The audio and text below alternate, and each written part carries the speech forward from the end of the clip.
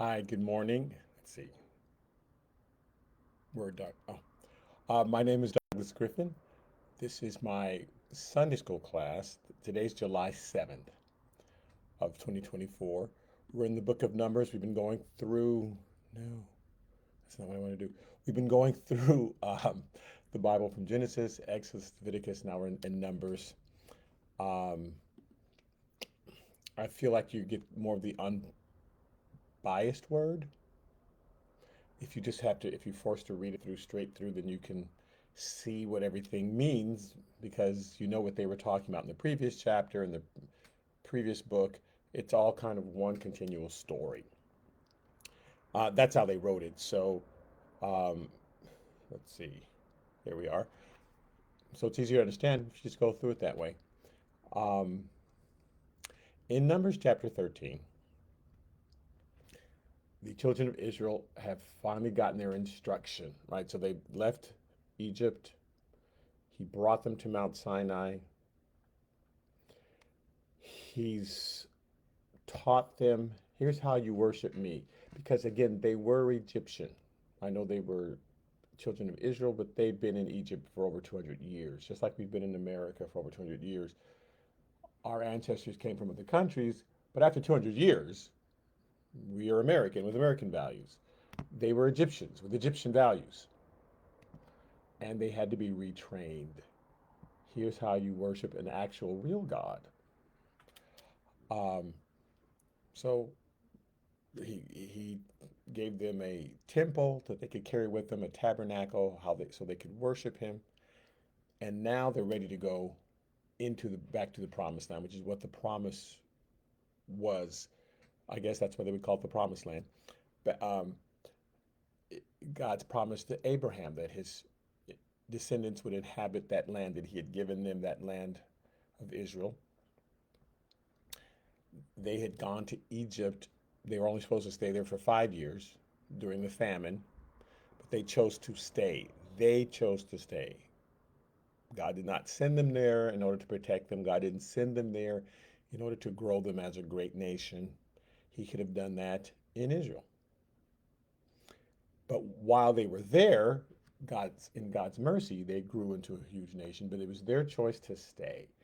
And that's why they ended up in bondage. And God allowed the bondage because they didn't want to leave Egypt. They literally did not want to leave Egypt because it was one of the most beautiful places on earth. They just didn't want to be slaves in Egypt, but they wanted to stay in Egypt. So it had to get bad enough for them to want to go. And here's the thing about God, He does not usurp our will, He doesn't make us do anything. So it had to get bad enough that they finally wanted to go. So now they're on their way back, and this is their final instructions before they are to cross over from one side of the Jordan to the other, right? They're on the east side, and now they're going to go to the West Bank. Everybody's heard of the West Bank. Okay, the west side and go on into Israel. So, Numbers chapter 13, verse 1. And the Lord spoke to Moses, saying, send men to spy out the land of Canaan, which I am giving to the children of Israel. Which I'm giving to the children of Israel. I have this emphasized because it's not, which I hope they end up with. Fingers crossed it all works out. It says, I'm giving you this land. So there's no question. So it says, send men to spy out the land of Canaan, which I'm giving to the children of Israel. From each tribe of their fathers, you shall send a man, every one a leader among them. So you're going to send out the leaders, 12 guys, because there's 12 tribes. Now, let's back up to what really happened, what God really said. In Deuteronomy chapter 1, this is for Ralph Miley. Oh, he's not even listening. He listens on Wednesdays. Okay, anyway, Deuteronomy chapter 1, verse 19. So we departed from Horeb. So that's the mount. That's another name for Mount Sinai, Mount Horeb. It just depends. But anyway, that's another name for it. So we departed from Horeb, and we went through all the great and terrible wilderness. So they're going on up, right? They were down in Africa, in Egypt, and they go through Saudi Arabia, and they're going up, and they're about to go across, and they have to go through Lebanon, right? Okay, so they're about to cross over. So we went through all that great and terrible wilderness which you saw on the way to the mountains of the Amorites. The Amorites live in Israel. Their mountain is on the border. So that he's taking you up to the border, right where the mountain of the Amorites are, and then they're going to go down into Israel, as the Lord our God had commanded us. So we went. By the way, Deuteronomy simply sums up Genesis, Exodus, Leviticus, Numbers, Deuteronomy. It just sums it all up. And God's giving his final instructions in Deuteronomy after a 40-year punishment period. Okay. So he's through Moses, they're summing up everything that happened during the how they got there, what happened to that 40-year period, because they're about to get punished for 40 years. And so we're looking at the summation. Then we came to Kadesh Barnea, and that's the little area right on the other side of the Amorite Mountains where they're, you know, right before you cross over, Kadesh Barnea. And I said to you, you have come to the mountain of the Amorites, which the Lord our God is giving us. So this is Moses talking. Look, the Lord your God has set the land before you. Go up and possess it. He's already given it to you. Just go. That's yours. Somebody buys you a new house. Go on in. Would you say, I know you gave me that new house, but let me check it out first. I don't know if I just go on in and possess it, as the Lord our God, your fathers, has spoken to you to do. And do not fear, be discouraged. Verse 22. And every one of you came near to me and said, let us send men before us, and let them search out the land for us, and bring back word to us of the way by which we should go up. So let's send spies so we can figure out the best way to go, and of the cities into which we shall come. So this idea of searching it out came from the people themselves. And then God said, okay, send men to spy out the land. That's what we find in Numbers chapter 13, verse 1. The Lord God spoke to Moses, okay, send men to spy out the land. That's what they want to do. Send men to spy out the land of Canaan, which I'm giving to the children of Israel. From each tribe, send one man from each tribe. That's fine if you want to do that. God's going to let you do, okay, you don't need to do that, but go ahead and do that. Numbers chapter 13, verse 3. So Moses sent them from the wilderness of Paran, according to the command of the Lord, all of them men who were heads of the children of Israel. So back to Deuteronomy 1:23. This is Moses saying, the plan pleased me well. So I took 12 of your men, one from each tribe. So man, Moses went, oh, that sounds good to me. God saying, okay, go ahead and do that. Now again, God knows everything that's about to happen. So God's saying, I'm giving you this land. You're saying, well, I'm going to check it out first. Okay, I know you're going to freak out. Go ahead and freak out. Because when I don't let you go in, this is why. Because you're still Egyptians. You were born and raised in Egypt. You are Egyptians. I need this generation. There's a whole generation born in the wilderness that are not Egyptians. That's the generation that's going to get to go in. But the generation of Egyptians, you don't get to go in. You were born in Egypt. That's all you know. You don't trust me. You still believe in all these other gods. So I'm going to have to wait for this whole generation to die out. Not mad at this generation. You just won't be able to go into the promised land because you don't trust me. You don't believe me. But there's a generation that was not raised in Egypt, that was raised in the wilderness, and that's an interesting generation. There's going to be a new generation that's raised in Israel. But at least you've seen my works all these years. You don't know any other gods. The people raised in the wilderness, you will have only seen me and been taught about me, and you come to worship me in my tabernacle. So you're more likely to believe me and trust me when I send you into Israel. So fine, go ahead, send men to spy out the land. I'm good with that because when I say you can't go in, you'll know why. So hoisted on their own petard. God will let us do something so we can find out why he said don't do that. And it's like saying don't touch the fire, but I want to. Don't touch the fire, but I want to. Don't touch the fire, but I want to. Okay, go ahead and touch the fire.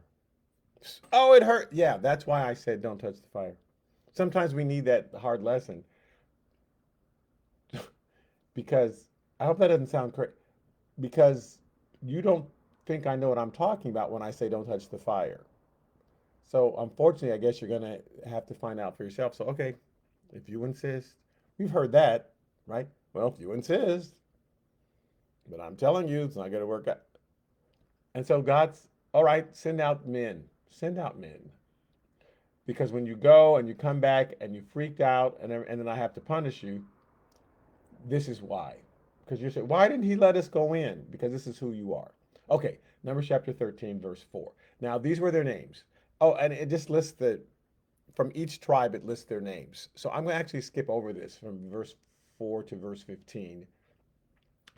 Other than from the tribe of Judah was Caleb, and from the tribe of Ephraim was Hoshea, who later became Joshua, which is just, Hoshea means help. And Yahshua, Yahoshua, when you add the Yah to it, Yah is the name for God. Yah, J-A. So Yahoshua is helper of God, right? Hoshea means helper or help, and Yahoshua means helper of God. So, and it just became Joshua, right? So those two, Caleb and Joshua, from the tribe of Ephraim, which really was kind of Joseph, and from tribe of Judah. But otherwise, we don't need to know who these people are. There's a whole different list of leaders. Each tribe had their own prince, and those are listed in different chapters. This is a different list of people. They didn't choose those warriors. They didn't choose those people. They chose a different set of people to go down. That probably was their downfall, because maybe the warriors would have gone down and come back and said, we're good. We could overtake them. That's certainly who Caleb was. That's who Joshua was. But the other 10 people came back and said, oh my God. Okay, so Numbers, and you know this, but we're going to learn something different today. Numbers chapter 13, verse 16. So it says, these are names of the men whom Moses sent to spy out the land. And Moses called Hoshea, the son of Nun, Joshua. Yahoshua, and just became Joshua. So in Deuteronomy chapter 1, verse 24, it says, they departed and went up into the mountains. So they go over the mountains of the Amorites, and they came to the valley of Eshcol and spied it out. Okay. Eshcol, well, so that's the first place they went. Numbers chapter 13, verse 17 says, then Moses sent them to spy out the land of Canaan and said to them, go up this way into the south. So they went to the south of Israel first, and then go up to the mountains, go up like to Mount Hermon in the north, to Galilee. So they start where actually Judah was, and on the way they're going to go up up north to Galilee and see what the land is like, whether people who dwell in it are strong or weak, few or many. Now, that was none of their business. God says, I'm giving you this land. They're the ones who wanted to make sure, are the people there strong? Are they weak? Are there's a lot of them? Because they've never been to Israel. They know nothing about Israel. They are Egyptians. They've been in Egypt for 200 years. You could send me back to Africa, but I've never been to Africa. I'm an American, right? Um, you can send somebody, I'm sending you back to Ireland. Okay, but my family's been here for 250 years. I don't know anything about Ireland. They didn't know anything about Israel. Their family's been in Egypt. So I want you to check out, are they strong? Are they weak? Are they many? Are there few? Again, that's none of their business. God says, I've given you the land, go possess it. Just go possess the land that I gave you. I bought you this house. It's yours. Go in and take it. Well, what about the plumbing or what about how much it cost? I paid for it all. You don't have to worry about how much it costs. It's already paid for. Just go live in it. In 1 Samuel chapter 14, verse 6, Jonathan, David's best friend, is on a scouting expedition against the Philistines. It says, then Jonathan said to the young man who bore his armor, so it's just him and one other guy, there's just two of them against the Philistine army. Come, let us go over to the garrison of these uncircumcised. Like we have a covenant with God. We're circumcised. They're uncircumcised. They have no covenant with God. It may be that the Lord will work for us. There's only two of us and there's 100,000 of them, but it may be that the Lord will work for us For nothing restrains the Lord from saving by many or few. It doesn't matter if there's a lot of us or just a few. That's what they had learned by then, 200 years later, after going to Israel and going, oh, it doesn't matter if there's a lot of us or a few of us. But at the time, their Egyptian training taught them, you better find out if there are just a lot of them or a few of them. They still don't trust God. They don't understand that they're working with actual God. They think this man met us in the wilderness, but when we get over there, they've got their own gods. How's our God going to defeat their gods? Because the Egyptians taught them that everybody had a God and that there were gods, different gods everywhere, different regions. And when you go there, you better make peace with that God, which they continually do, because they believe that they're real. They are real. Okay. So Moses is saying, hey, check out and see if they're strong or weak but he just wants to know. He's talked to God. They refused to talk to God. When God first came down to Mount Sinai, they said, Moses, you talk to God. We don't want to talk to God. He's too scary. So when he wants to find out if there are many or few, that's just curiosity on his part. They really want to know, are we going to be able to defeat these people? Moses has talked to God. He knows he dealt with the God of earth. He gets it. Okay, they didn't get it. Numbers chapter 13, verse 19. So find out whether the land is good or bad, whether the cities they inhabit are like camps or strongholds, whether the land is rich or poor, whether they are forest there or not, because again, they know nothing about it. But be of good courage and bring some of the fruit of the land. Now, the time of the season of the first, it was the time of season of the first ripe grapes. So they're telling us it's July, I don't know. It's early summer when the grapes, the first harvest. So bring back some fruit. Numbers chapter 13, verse 21. So they went up and spied out the land from the wilderness of Zin as far as Rehob. So they went from the south to the top, uh, near the entrance of Hamath, which is where Lebanon is. So they went in underneath the Jordan. Well, you probably don't care. Okay, and they went up through the south and came all the way up to Hebron. Well, they went to Hebron. I'm sorry, they went through the south and came to Hebron. Hebron's not up north. Hebron is right where Jerusalem is and Bethlehem is. And it says, Ahiman, Sheshai, and Telmai, the descendants of Anak were there. Anak were there. So there's three giants there. Ahiman, Sheshai, and Talmai. We're going to talk about the giants. I call this lessons, we are grasshoppers in their eyes. In Joshua chapter 15, verse 13, after they'd already gone into the land, this is 40 years later, Joshua chapter 15, it says, now to Caleb, the son of Jephunneh, he gave a share among the children of Judah. So they're dividing up the land. 40 years later, once they finally went in, they're now dividing up the land. And they could have gone in 40 years previous, but they refused. 40 years later, that new generation finally goes in.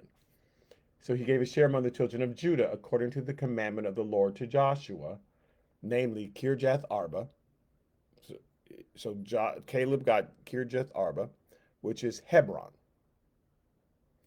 which is right above Jerusalem.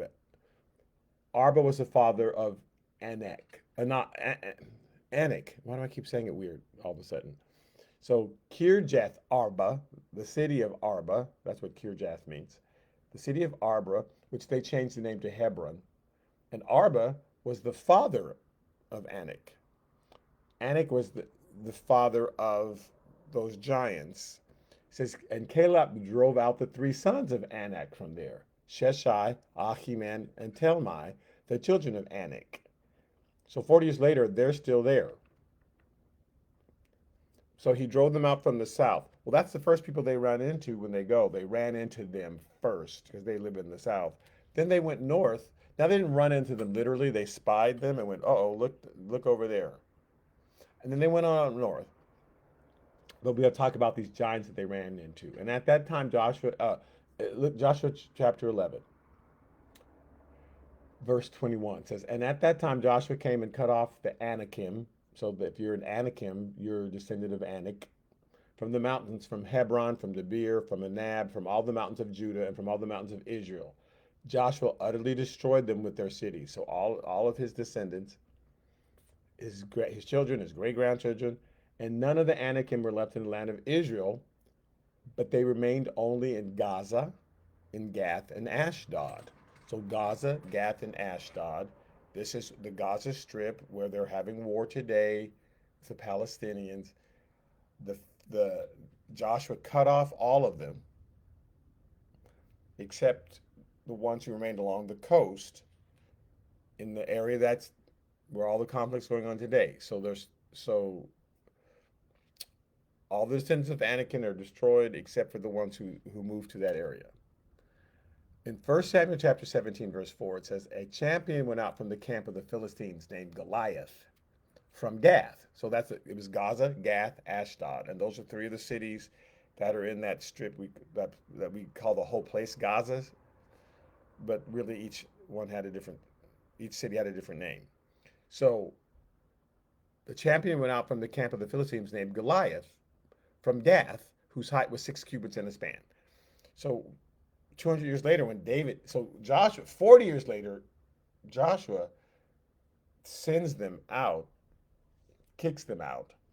But 150 years after that, or however long, I don't know, 100 years after, David's having to fight Goliath because they never got rid of those people. So those giants are still there. They had a chance to do it when they first bite out the land, didn't do it. And so if we don't take care of the giants now, we just have to face them later, or we leave them to another generation to face. But we have to eventually fight our giants and go, oh, okay, it's not as bad as what we thought. In 2 Samuel chapter 21, after David has defeated Goliath, here's what happened in 2 Samuel. So he defeated Goliath in 1 Samuel. In 2 Samuel chapter 21, verse 15, it says, when the Philistines were at war again with Israel, David and his servants went went down and fought against the Philistines. And David grew faint because David's old now. When he was young in 1 Samuel, was no problem fighting Goliath. 2 Samuel, he's older, kind of weak. So then Ishbi-Benob, who was one of the sons of the giant, so the Ishbi-Benob, one of the sons of the giant, the weight of whose bronze spear was 300 shekels, who was bearing a new sword, thought he could kill David. So Ishbi-Benob came, he was going to kill David. But Abishai, the son of Zeruiah, came to his aid and struck the Philistine and killed him.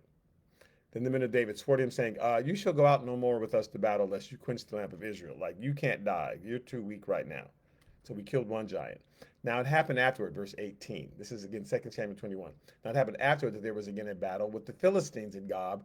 Then Sibbechai, the Hushtakite, killed Saph. I'm sorry, Saph was the second one, who was one of the sons of the giant. Again there was war, verse 19. Again there was war at Gob with the Philistines, where Elchanan, the son of Jair-Oregim, the Bethlehemite, killed the brother of Goliath the Gittite. So you have Goliath the Gittite, the shaft of whose spear was like a weaver's beam. Verse 20. Yet again there was war at Gath. So there's three giants, three brothers who've been killed so far. Yet again there was a war at Gath, same area, where war's going on today, same area. There was a man of great stature who had 6 fingers on each hand and 6 toes on each foot, 24 in number. He was also born to the giant. Number 4.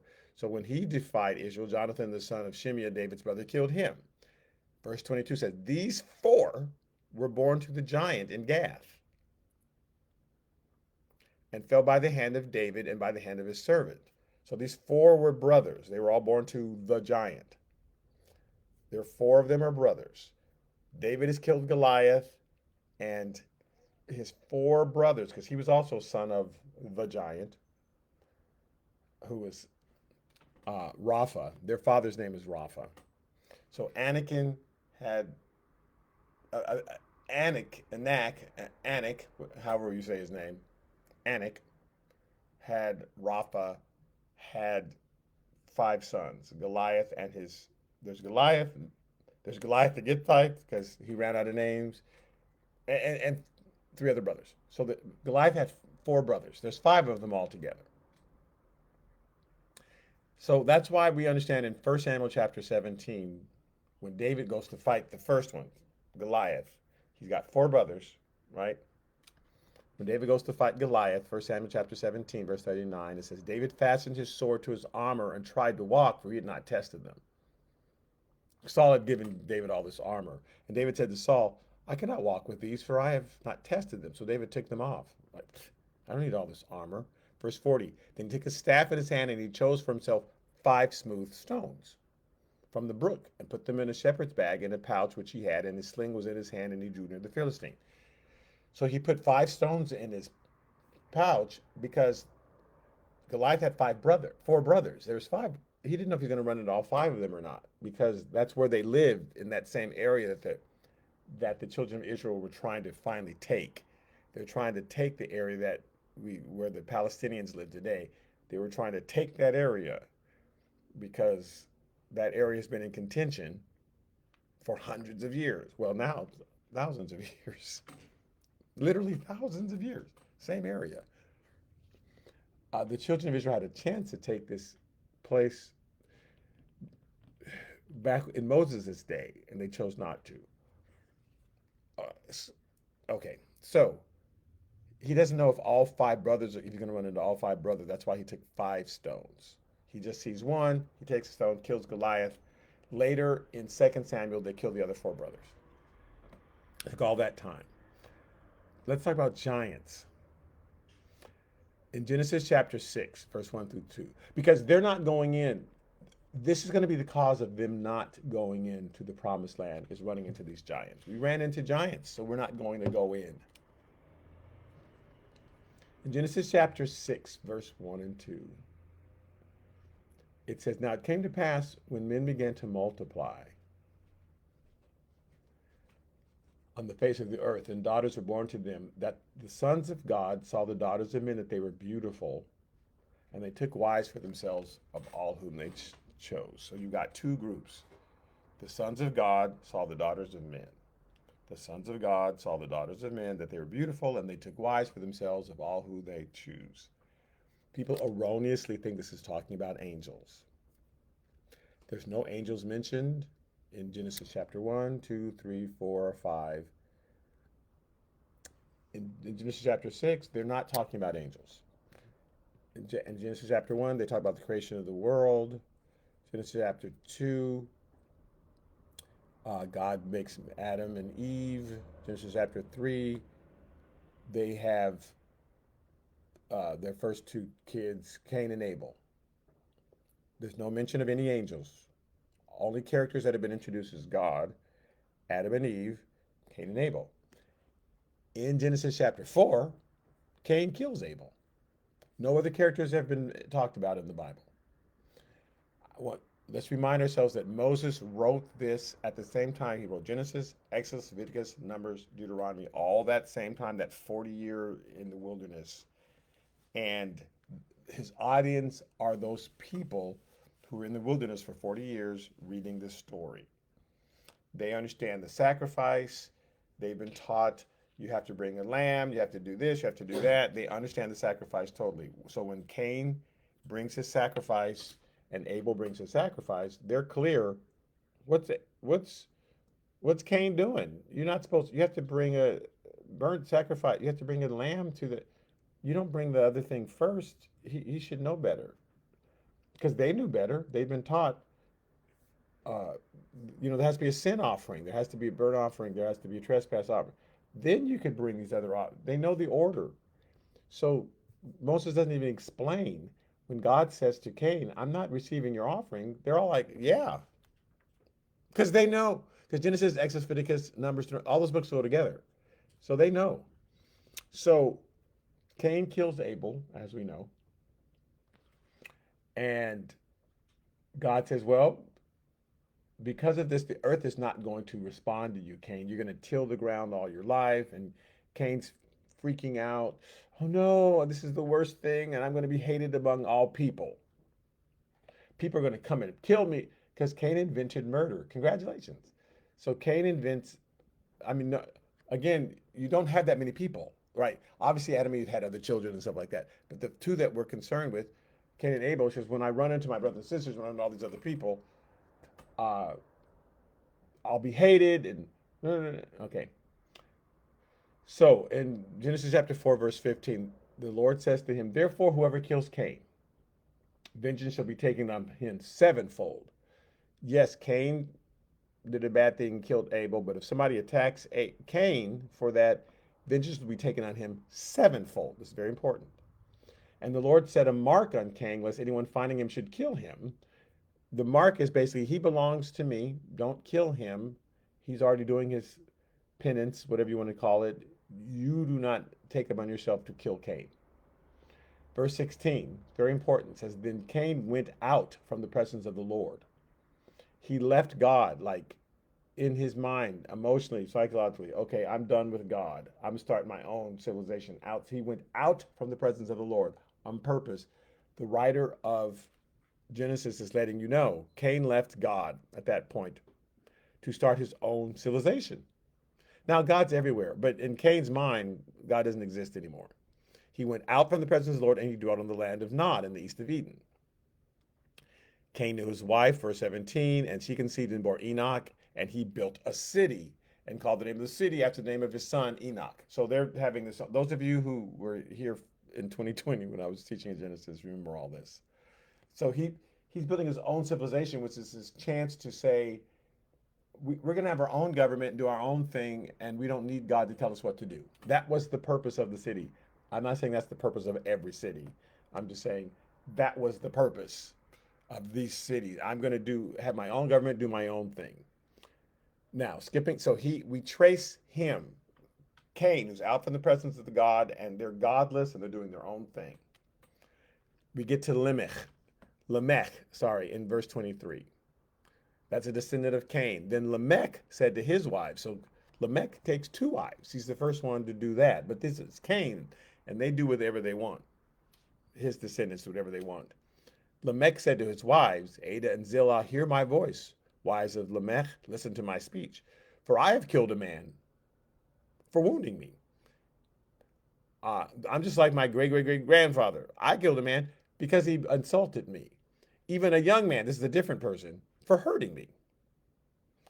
And if Cain shall be avenged sevenfold, remember that's what God said. If you come and attack Cain, you'll be avenged sevenfold. He says, then Lamech 77-fold, because I've done twice as much as him.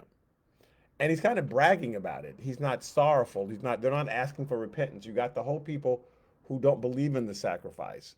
Cain did the sacrifice, even though it was the wrong sacrifice. And God said, no, sorry, that's the wrong sacrifice. And Cain killed his brother over it. So they're not sacrificing. They're not, I killed somebody and God's going to have to deal with it. And they didn't even mention God because they're godless. It always says Cain went out from the presence of God. So you have a whole family line that is godless, doing their own thing. That's Genesis chapter 4. Then at the bottom of Genesis chapter 4, it says Adam knew his wife again, and she bore a son named Seth. For God and his name means appointed. Like this person, God has sent this person. He's got a special call. For God has appointed another seed for me instead of Abel, whom Cain killed. Now they've had a bunch of other kids. A bunch of other kids that have nothing else to do, right? There's no television. They've had a bunch of other kids. So there's a whole bunch. But this one is special. This Seth is special. Verse 26, and as for Seth, to him also a son was born, and named him Enosh. And then it says men began to call on the name of the Lord. So Cain has had a whole bunch of kids who are godless. Cain walked out from the presence of the Lord. He left the presence of the Lord. He started his own civilization. They're doing their own thing. He even has a great-great-great-great-grandkid who killing people and writing a song about it, bragging about it, not in repentance at all. I killed twice as many men as Cain because he insulted me. And so, all right. But it says now Seth is having kids, and then men begin to call in the name of the Lord, it says. So his men are godly, Cain's men are not. Cain's lineage is not. Genesis chapter 5. We're tracing Seth's lineage. We traced Cain's lineage and we end up with a murderer. We trace Seth's lineage, and his great grandson is Enoch, and it says Enoch lived 65 years, this is verse 21, and begat Methuselah. And after he begat Methuselah, Enoch walked with God 300 years. So this is the godly line.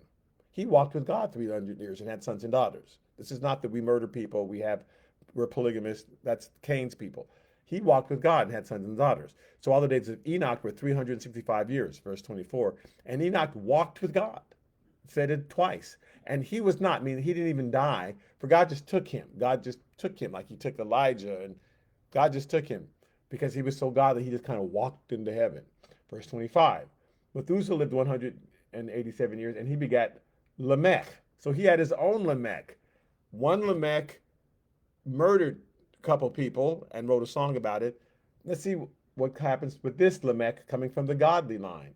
Verse 28, Lamech lived 182 years and had a son, and he called his name Noah, which means rest, saying, this one will comfort us concerning our work and toil of our hands, because the ground which the Lord has cursed. Because God cursed the ground because of Adam and Eve and Cain and all that. But this one is going to be, he's going to provide something new. He prophesied. So you've got the godly line and the ungodly line.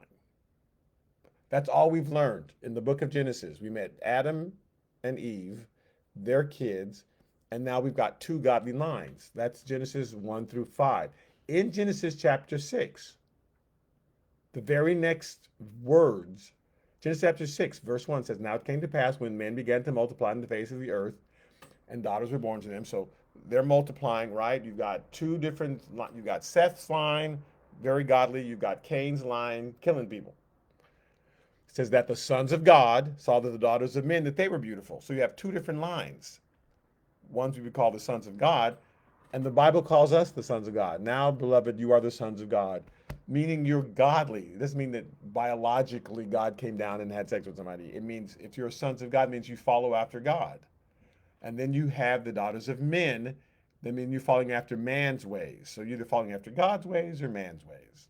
So in chapter 4 and 5, we met the two different groups, the godly line that walked with God and the line that walked from the presence of God. And now he sums them up for us in chapter 6. The sons of God saw the daughters of men and went, oh, and now these two lines are merging together. There are no angels mentioned. The people who says, and this is when angels came down to the, no, what angels? There's no angels. The sons of God are the descendants of Seth. We just met them. They walked with God like Enoch.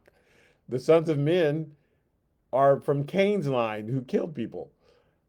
But now they're getting together. They were separate for a while. He says now they're getting together, and they took wives for themselves of all whom they chose. And the Lord said, oh, this is not good. My spirit will not always strive with man forever, for he is indeed flesh. I tried to keep them apart, but they're getting together. Yet his days shall be 120 years.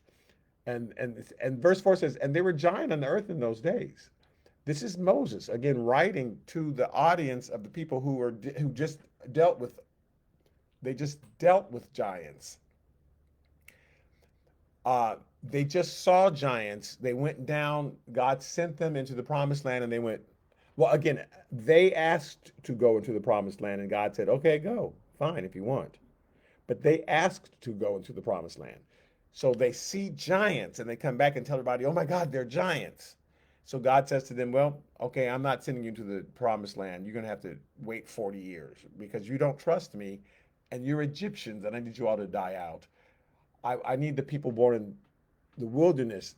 You get to go in, but you people who've been born in Egypt, you still think Egyptian thoughts. I can't send you into the promised land. So while they are studying the Torah, while Moses is writing Genesis, Exodus, Leviticus, Numbers, and Deuteronomy during that 40-year period where they got nothing to do because they're just wandering in the wilderness for 40 years, they're reading these stories. They know that it was giants that stopped them from going in. So Moses puts in Genesis chapter 6, there were giants in the earth in those days. Like, this is not a new thing. That's why he's saying that in Genesis chapter 6, verse 4. There were giants in the earth in those days. And also afterward, meaning after the flood, because the flood's about to happen. When the sons of God came into the daughters of men and bore children to them, those were the mighty men who were of old, men of renown. We've heard the legends. Giants, it's not a new thing. You guys are freaking out, but there've always been giants. They didn't just show up when we walked into the promised land. They've always been. They were there before the flood. They were afterward. Men of renown, yes, big, huge men. There have been stories and legends about these men who were 2 or 3 feet taller than us. Okay, so we know that the sons of God are mixing with the daughters of men. That these two separate groups are now having children together, and now they're getting crazy. That would include Noah's sons. Genesis chapter 7 7. So Noah, with his sons, his wife, and his sons' wives, went into the ark because of the waters of the flood. So one of Noah's sons took a wife who were descendant from the daughters of men, who were probably descendant from uh, the giants. Obviously, that's why he says there were giants before. God wiped everybody out, but clearly one of Noah's sons married, and because Noah's from the Seth line, the godly line, clearly one of the wives were not. That's why he's saying, hey, people were mixing up. That's why he tells us that in Genesis 6. So in Genesis 7, when Noah's sons has wives, we already know, well, some of them probably came from the daughters of men. And some of them, so she's one of Noah's sons' wives had giant in their blood. So they run into giants when they go in. Uh, and Moses sends them in. They run into giants in the south. Then they go up north and they find all kind of fantastic fruit. So in Numbers chapter 13, verse 22, it says, they went up through the south and came to Hebron. They saw Ahiman, Seshai, Talmai. They go and they run into 3 giants. The descendants of Anak were there. And it says, now Hebron was built 7 years before Zon in Egypt. So this city, when they renamed it and rebuilt it, he's just saying, you remember when Zon was built in Egypt? Okay, and you heard about that. Well, this city was built even before that. Numbers chapter 13, verse 23. Then they came to the valley of Eshcol, and there they cut down a branch with one cluster of grapes. So they go up north. So they start in the south, they see the giants, they go up north to the valley of Eshcol, and they cut down a branch with one cluster of grapes. Even to this day, the grapes from Palestine, that area, are gigantic. They're huge. And every region has their fruit or their crop that is just they're just known for in certain region. If you're in Georgia or Texas, they're known for the peaches are phenomenal. If you're in some part of the country in Idaho, the potatoes are incredible. If you're here in Palestine, the grapes are huge today. They just grow that way. So they see these cluster of grapes and they haven't seen anything like them, so they cut them down. And it says they carried it between 2 of them on a pole. The branch, it was so big, the cluster of grape was so huge, it took 2 of them to carry them back. And they also brought some of the pomegranates and figs. And the place was called the Valley of Eshcol because of the cluster which the men of Israel cut down there. And Eshcol just means bunches of grapes, right? Um, Now, in Genesis chapter 14, Abraham has a friend named Eshcol because that's where he lived. And they named him after the place where he lived. And often parents would wait to name you. They'd actually wait to name you till they kind of saw how you were, and they pick a name that described you or described some trait you have. Or so his name is Eshcol. In Genesis chapter 14, verse 12, Lot has been kidnapped from Sodom and Gomorrah. This is before God destroyed Sodom and Gomorrah. Lot has been kidnapped from Sodom and Gomorrah. Verse 12 says, they also took Lot, Abraham's brother's son, who dwelt in Sodom, and his goods, and they departed. So they kidnapped Lot. They left. And again, if you were here when I was teaching Genesis, you'd understand this whole story. And they departed. Then one who had escaped came and told Abraham the Hebrew, for he dwelt. Now, Abraham the Hebrew, well, anyway, for he dwelt by the terebinth trees of Mamre, the Amorite. He dwelt in the north, brother of Eshcol, brother of Aner, and they were allies. They were friends with Abraham. So in this beautiful area where Abraham lived, his friend Eshcol had invited him to stay there. It was lovely. Lot had chose to live in Sodom and Gomorrah. He thought, oh, this is much better here. I'm so glad I picked Sodom and Gomorrah to live. But Abraham stayed up in these mountains where all these beautiful grapes were. So they're back there, and they find this. They go south, see the giants. They go up north, see the grapes. Numbers chapter 13, verse 25 says, and they returned from spying out the land after 40 days. Very significant. It took them 40 days. We know in Genesis 7:17. Now the flood was on the earth 40 days. We know in Exodus chapter 24:18. So Moses went up into the midst of the cloud and went to the mountains, and Moses was in the mountain 40 days. And 40 days was a time of testing. 40 days. So Moses knows in the ark 40 days. He had 40 days. He could have abandoned it. He could have jumped out. He could have given up. 40 days, and then the rain stopped. It's a time of testing. Moses is on the mountain 40 days, and the children of Israel had to wait 40 days, time of testing. Can you just wait it out? Can you just wait it out, or are you going to panic and freak out? That's what God always wants to know. You can wait it out and believe that I've got it taken care of, or you can freak out. So God delays on purpose to see, so that you can see where your heart is. Because if you trust God, like, okay, it can take 40 days. I trust you, God, that you're working this out. Or it's 40 days and I don't trust you, God. And it reveals whether we trust God or not, because it's there already in us and it comes out.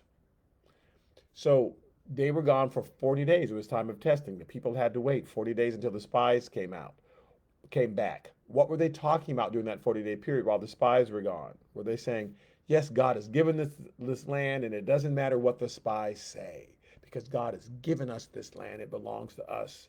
Or were they saying, oh my God, what if it comes back and it's terrible? And what if it means, now God's already said, I've given you this land, go possess it. I bought you this house, go live in it. Yeah, but what if it's terrible?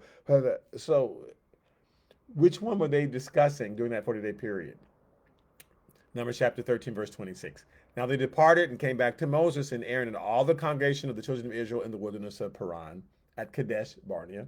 And they brought back word to them and to all the congregation and showed them the fruit of the land. Then they told him and said, we went to the land where you sent us, and it truly flows with milk and honey. And this is the fruit.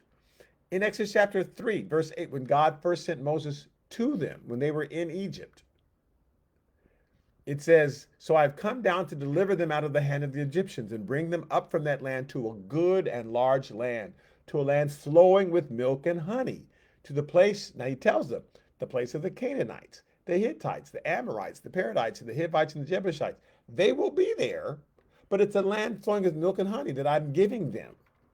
So they either believe God can defeat all those people or he can't. But he's told them in advance what's going to happen. So they come back and said, it's just what God said. It's a land flowing with milk and honey. But verse 28 says, nevertheless, the people who dwell in the land are strong, and the cities are fortified and very large. And moreover, we saw the descendants of Anak there, and the Amalekites dwelt in the land of the south, the Hittites, the Jebusites, the Amorites, they dwell in the mountains, and the Canaanites dwell by the sea along the banks of the Jordan, which God already told them that. And God will sometimes warn us of things, not so that we don't do it, but so that we're not shocked when we approach it, when we run into it. He'll tell us in advance, but we don't hear that. We don't like to hear the quote unquote bad from God. We only want to hear the good from God. And so when we run into the bad, we're shocked. And God's like, I told you about that trial that was going to come up. I told you about that situation. You cast me out. You said, you bound me. I bind you, Satan. But that was me. I was telling you. There's going to be Hittites, Jebusites, and I told you that. So I don't know why that's shocking you, but it does. And so it shocked them, even though God had said exactly who they'd find there. They said, yeah, but we found. Yeah, I know you found them. I told you them to be there. Verse 30. Then Caleb quieted the people before Moses and said, let us go up at once and take possession, for we are well able to overcome it. Like God already told us this. Verse 31. But the men who've gone up with him said, we're not able to go up against the people, for they're stronger than we are. And they gave the children of Israel a bad report of the land which they had spied out, saying, the land through which we have gone as spies is a land that devours its inhabitants, and the people whom we saw in it are men of great stature, yet we ran into the giants. Yeah, I know you did. And you could take care of them. I'll take care of them. But he says, nope, they're stronger than we are because they don't see God. In fact, verse 33 says, there we saw the giants, the descendants of Anak came from the giants, and we were like grasshoppers in our own sight, and so we were in their sight.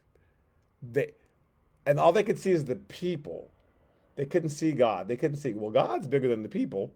All we saw is the people, and the people are huge, and we're like little grasshoppers compared to them. That's how we looked to them, and that's how we felt. And so They judged their next step based on how they felt. I feel puny. I feel weak, as opposed to basing their next step on how strong God is. And that's always our choice. Do we do the next thing because God is big, or do we do it because how big we think we are or how small we think we are? Because if we're doing it based on our own power and our own strength, we're not going to go anywhere. But if we're doing it based on God's strength and His power and what God can do, then we're going to be patient and we're going to be calm and we're going to let God work it out. But if it's based on what we see, that's why the Bible says we walk by faith and not by sight. If God's spoken to you and said, I want you going to possess that land, I want you going to do that, then it doesn't matter what you see. It doesn't matter what the people are saying. It doesn't matter. God's going to, now if God hasn't sent you, don't go. But if He sent you, don't let the people freak you out. Don't let the circumstances freak you out. Don't let that, like they did. Like we can't go. We're grasshoppers. We are grasshoppers in our own sight. And it's a shame when that's how you see yourself. God can't fix that. He can put things out in front of you to teach you something different. He can part the Red Sea. He can make water come out of a rock. He can rain down manna and quail. He can do all kinds of stuff. But if you refuse to look at him and you're just looking at yourself, then that's who you are. And God will say, "Well, I'll use the next generation then because they'll look at me." You're looking at yourself. And that's always our choice. God doesn't ever make us do it. God's not going to make us do anything. But He'll give us every opportunity to grow and to learn and to make a different choice. But it's our decision. What are we going to look at? Our frailty or God's strength? Okay, so I'm ending there. Thank you so much for listening. I am on Wednesdays. We're in the book of Luke. Um, and so I will continue next week as the Israelites learn the consequences of their decisions not to trust God after all God's taken them through. All right, thank you so much. All right, bye bye.